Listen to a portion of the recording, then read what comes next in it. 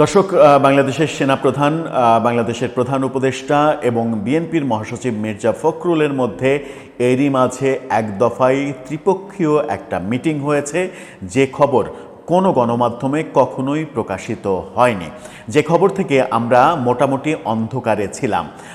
সেই খবরটা অবশেষে জানা গেল যে এই তিনজনের একটা মিটিং হয়েছিল। সেই মিটিংয়ে গুরুত্বপূর্ণ সব আলোচনা হয়েছে এবং সেই আলোচনার সিংহভাগে নির্বাচনকে নিয়ে। আগামী নির্বাচন কিভাবে হবে, কোন পদ্ধতিতে হবে, কারা অংশ নেবে, কেন হবে, যদি না হয় তাহলে কি হবে, এই ব্যাপারগুলো নিয়ে তাদের মধ্যে আলোচনা হয়েছে। এবং আগামী নির্বাচন যদি ফেব্রুয়ারিতে না হয় তাহলে প্রফেসর ইউনূস থাকবেন না বলেও জানিয়ে দিয়েছেন এই মিটিংয়ে এবং অন্যখানেও। গুরুত্বপূর্ণ এই মিটিংয়ের তথ্য কোনো গণমাধ্যমে কোনো আলোচনায় আসেনি। মিটিংটা কবে হয়েছিল, মিটিংয়ে কি আলোচনা হয়েছিল, অপরাপর আর কি কথা বেরিয়ে আসলো, সেই তথ্যগুলো একটু জানার চেষ্টা করব ভারতীয় একটি গণমাধ্যমে প্রকাশিত মির্জা ফখরুলের সাক্ষাৎকারের বরাত দিয়ে। গুরুত্বপূর্ণ সেই আলোচনায় থাকবেন এই ভিডিওতে।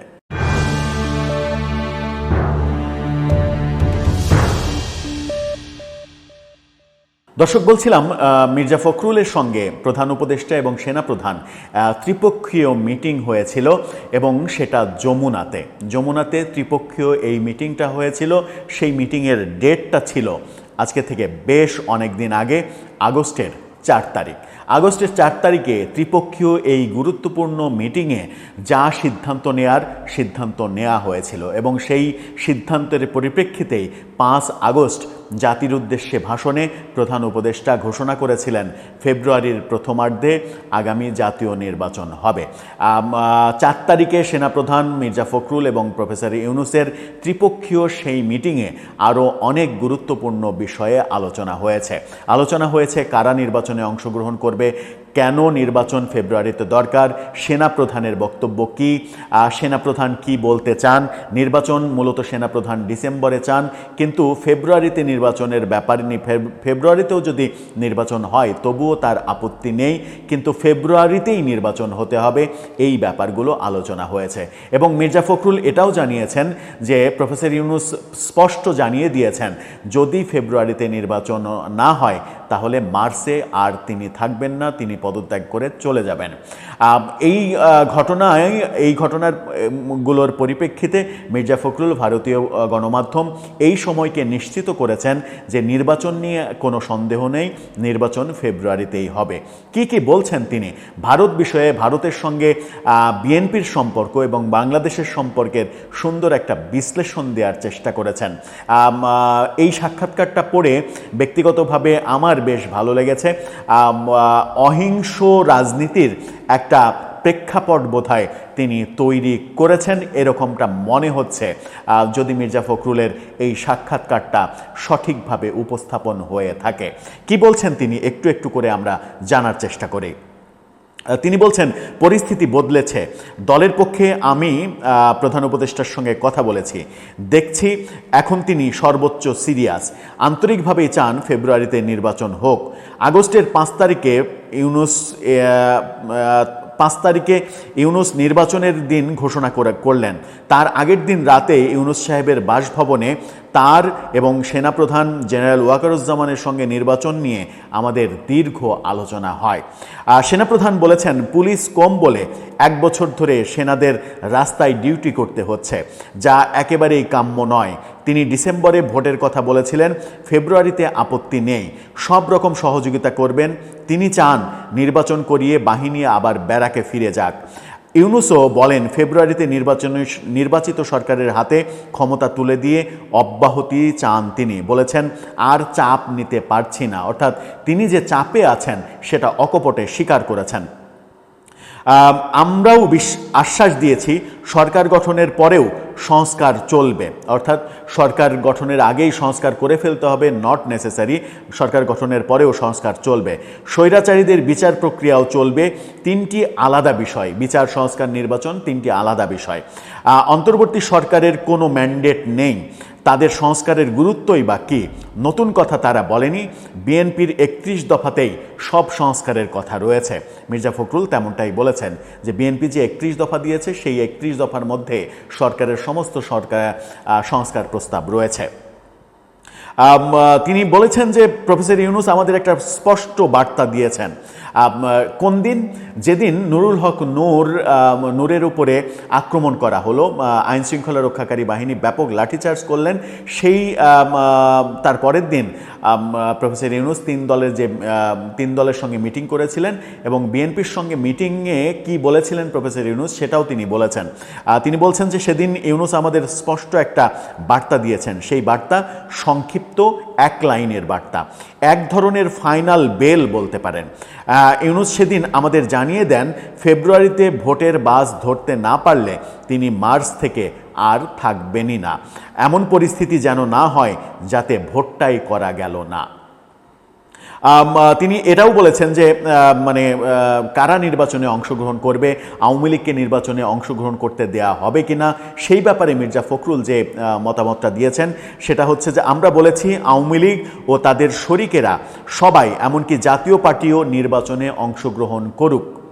অর্থাৎ আওয়ামী লীগকে নির্বাচনে অংশগ্রহণ করতে দেওয়ার পক্ষে বিএনপির মহাসচিব যেটা আনুষ্ঠানিক সাক্ষাৎকারে বলে দিয়েছেন। তার মানে এতদিন ধরে যে আলোচনাটা চলছিল যে আওয়ামী লীগ নির্বাচন করতে পারবে কি পারবে না, বিএনপি সেটা মানবে কি মানবে না, বিএনপির মানা না মানার উপরে অনেক কিছু নির্ভর করবে। এখন ব্যাপারটা স্পষ্ট হলো যে বিএনপির থেকে জানিয়ে দেওয়া হয়েছে আওয়ামী লীগ নির্বাচন করুক। তার কারণ হিসেবেও কি ভাবছে বিএনপি সেটাও তিনি স্পষ্ট করেছেন।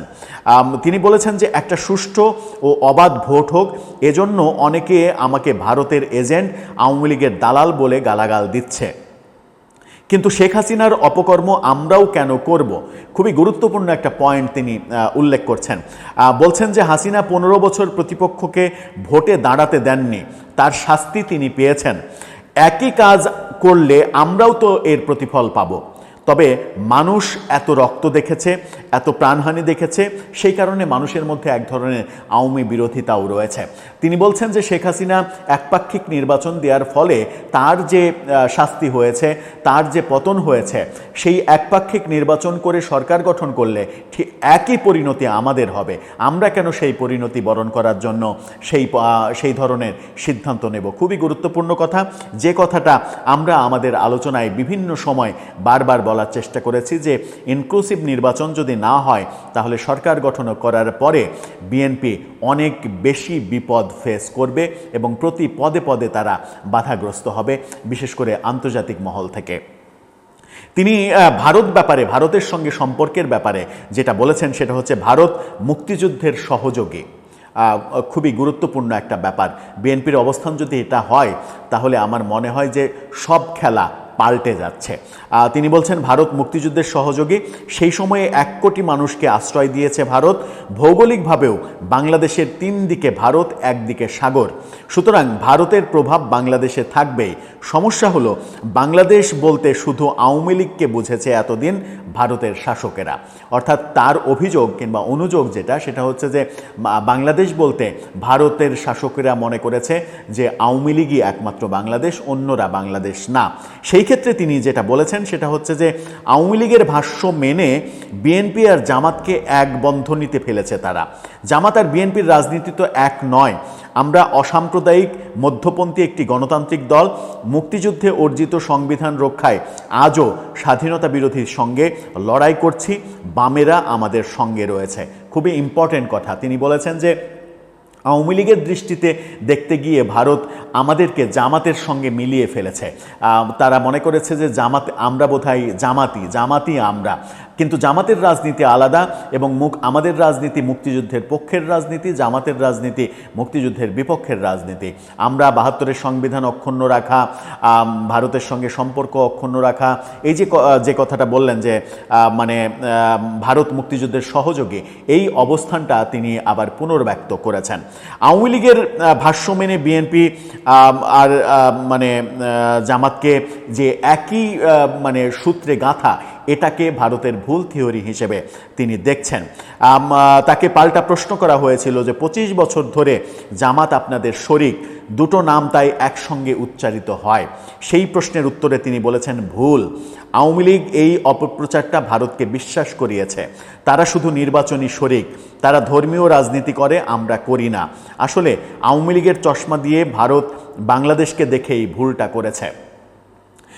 অর্থাৎ ভারতের প্রতি উদাত্ত আহ্বান জানিয়েছেন যে বিএনপিও ভারতের সঙ্গে বন্ধুত্বপূর্ণ সম্পর্ক রেখে কাজ করতে চাই, ভারতকে বিএনপি শত্রু মনে করে না। এই মেসেজটা তিনি দেওয়ার চেষ্টা করেছেন। শেষে খুবই ইমোশনাল এবং গুরুত্বপূর্ণ সম্পর্ক উন্নয়নের কথাটা তিনি বলেছেন যে বাকিদের সঙ্গে ভারত যোগাযোগ রাখেনি। আজ আওয়ামী লীগের বিরুদ্ধে ক্ষোভের পাহাড় তীব্র ভারত বিরোধিতায় পর্যবসিত হয়েছে। সেই কারণে ভারতের শুধুমাত্র আওয়ামী লীগের সঙ্গে সম্পর্কের কারণে বাংলাদেশে আওয়ামী বিরোধিতার নামে ভারত বিরোধিতা তৈরি হয়েছে। তবে বিএনপির পক্ষ থেকে আমি আশ্বাস দিচ্ছি, জামাতকে আর সুবিধা নিতে দেব না। আমরা চাই ভারত সবার সঙ্গে যোগাযোগ রাখুক।